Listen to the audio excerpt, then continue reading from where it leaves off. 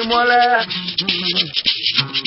Durian Zao Lala Durian Bire and you Pumola Durian Bire Yankari Mala Durian Bire Jana Lucy Yadawalo Would you don't be Yavawone Kongala Yamanga Kana Yama but I never wanted to read. I never know my Zature. Jabragabi Kazature. Key and what I said in too. Konama and Manga Janivi too. As to one is cigarette dweller. I got it. You got it. Bring out double. That's what I have to do. For my dollar, never done what I want. Never to put it back. Well, when I see that, what you want. Yeah, I put in a song. Yamanga want to come back. I was on there. Mama was doing a dao. Lala Yamiu. Kumakuchino Dada. Rama Wutushin no Kamo.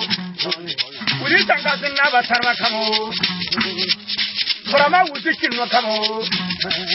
Utubak will never see it come. Rama Wutushin no Kamo. With him who not another. Why a Banshade Makano Kawa to Tada? Rama Wutushin no Kamo. With him we never see who will come. Rama Wutushin no Kamo. Would you ever another corner come? What would be a war so last? Now, what if you could have won in Adamolo? And God was still there, come on. One of the away.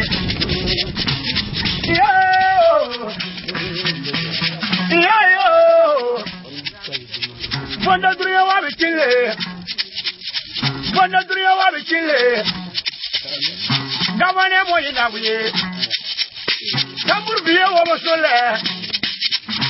Where we kill them in our way. But I swear, you're not going more in our way.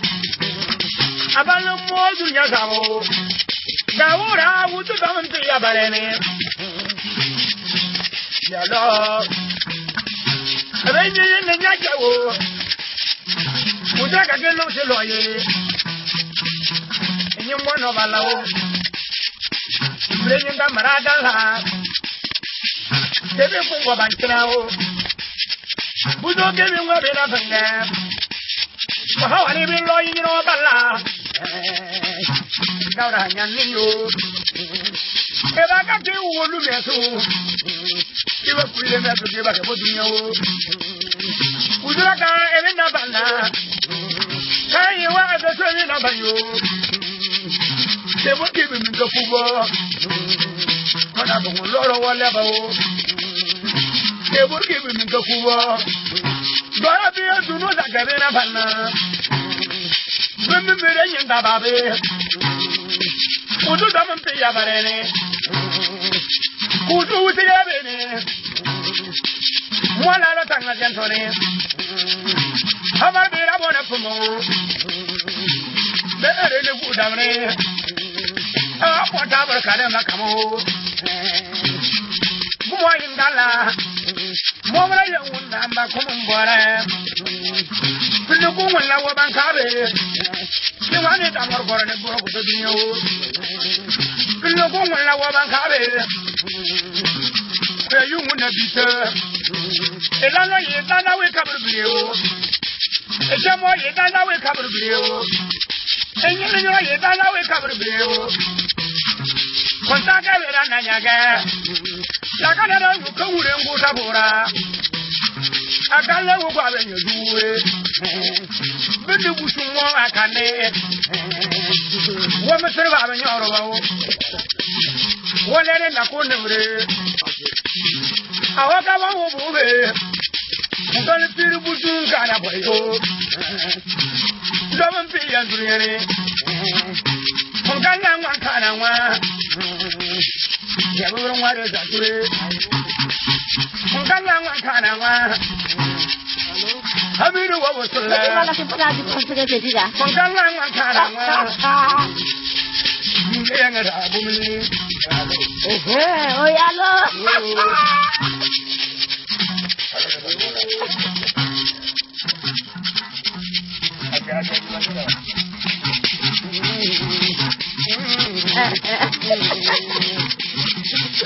You are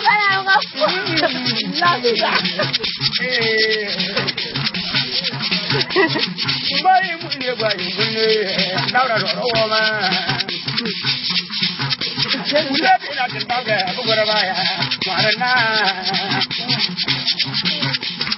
Bagaya will buy you, young woman. More up now, Gabra Pana, me a brother. We're not a kind of Gabao, and Gabra. And the younger you want to see.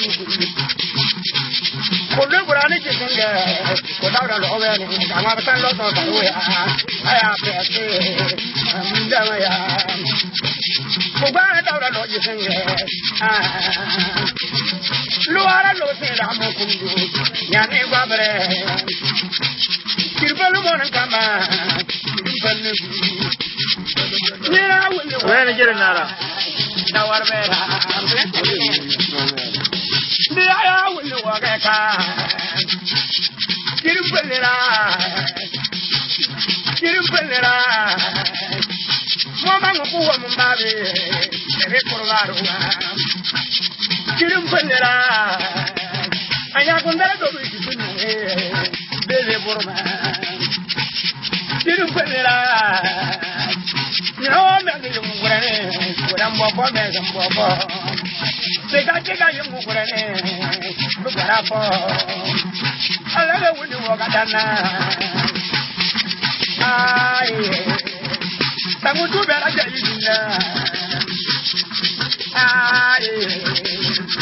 there I am there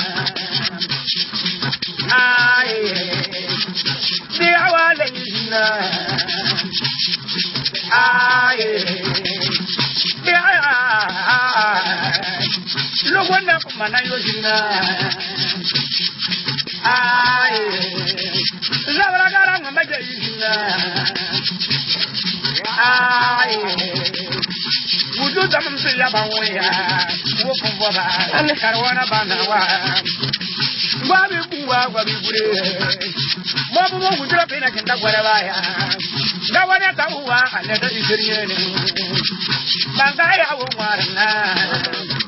why Adam and Carnaba? The Vitabi feeling Carnaba and none of it. One of it loving your way and Carnaba. You will go up with your story. Lavraga Botanic possibility. Taylor when you stand about Ballet. Abalia Quantagana Bancare. One would only look Buya, Lauruna. Uno can come on my apartment. Bagaya, I forgot what I get while you move without a lot of water. You know, come on again. Come on, put up a cup of who was a Luton, I would have more. I can't go on about now. Didn't put it out. Didn't put it out. Who the letter I got done later. Kirim Penera, Solana, put it out. Kirim Penera, you don't visit Alena. I like to visit Alena. Kirim Penera, Pura Gara Ganriana Dalena. Kirim Penera, Galimona Bene, Alusera. Kirim Penera. But I bring your brain in a doyer. What did I buy your brain in a doyer? Wouldn't walk up on a camera. I think I'm more with you. So I'm away.